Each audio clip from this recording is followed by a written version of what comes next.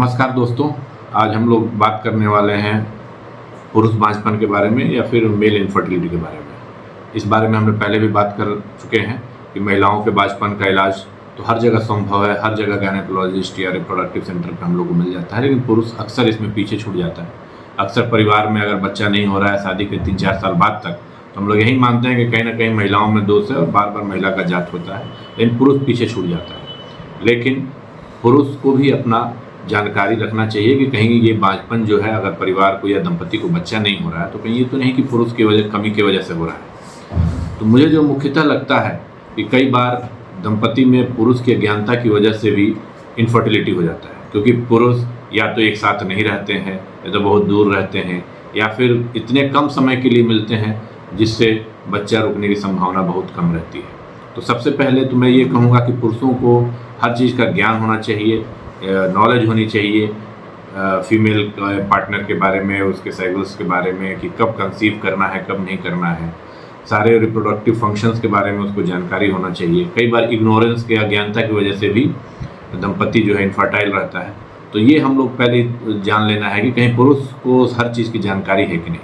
इसके बाद हम लोग उसके बाद डिवाइड करते हैं पुरुष की इनफर्टिलिटी को प्राइमरी इनफर्टिलिटी और सेकेंडरी इनफर्टिलिटी में। प्राइमरी इनफर्टिलिटी उसको बोलते हैं कि जिसमें कोई असाध्य कारण हो, जो बचपन से पैदा हो, मौजूद रहते हैं जो कारण, जिसको हम लोग और किसी कारण से नहीं जोड़ पाते हैं, तो जिसको हम लोग प्राइमरी इनफर्टिलिटी कहते हैं। या तो बचपन में उसको कोई ऐसी बीमारी हुई हो जिसके चलते अंडकोश पे असर पड़ा हो, वीर्य बनाने की क्षमता कम हो, या फिर कई बार होते हैं जिसे जो नली रहती है जो वीर्य को कैरी करती है, जिसे हम लोग वास कहते हैं, शुक्राणु नली कहते हैं, उसकी भी पैदाइशी कमी रहती है। वैसे कई सारे विकार होते हैं जो बचपन से शरीर में पुरुष में पाए जाते हैं या मौजूद रहते हैं, तो उसके चलते जो इनफर्टिलिटी होती है उसको हम लोग प्राइमरी इनफर्टिलिटी कहते हैं। सेकेंडरी इनफर्टिलिटी में बाकी और सारे कारण आ जाते हैं जिसको हम लोग सुधार सकते हैं दवाई से, इलाज से या फिर प्रॉपर परामर्श देके। तो उसमें एक ये भी हो गया जो हमने अभी बात की कि नॉलेज के उसको बताना है पुरुष को कि भाई आप जो कर रहे हैं, जैसे रह रहे हैं, साथ नहीं रह पा रहे हैं,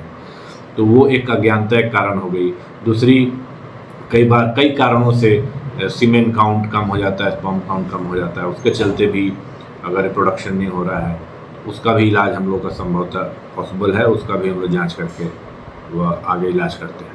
तो जनरली देखा गया है कि जब भी इनफर्टिलिटी का इलाज होता है तो बेहतर तो यही रहता है कि दोनों दंपति एक जगह इलाज कराएं, पुरुष भी अपना इलाज कराएं। कई बीमारियां होती हैं जो आसानी से ठीक हो जाती हैं, तो इसलिए पुरुष अपना जांच कराए। पहले हमने उसका एग्जामिन किया, उसके हिस्ट्री ली, उससे बातें को समझी, फिर उसको फिजिकल एग्जामिनेशन किया, कुछ ब्लड टेस्ट और हार्मोनल टेस्ट किए। उसके आधार पर हम लोग पहुँचते हैं कि क्या वजह है उसके पुरुष की इनफर्टिलिटी की, और उसके अकॉर्डिंग फिर हम लोग ट्रीटमेंट करते हैं।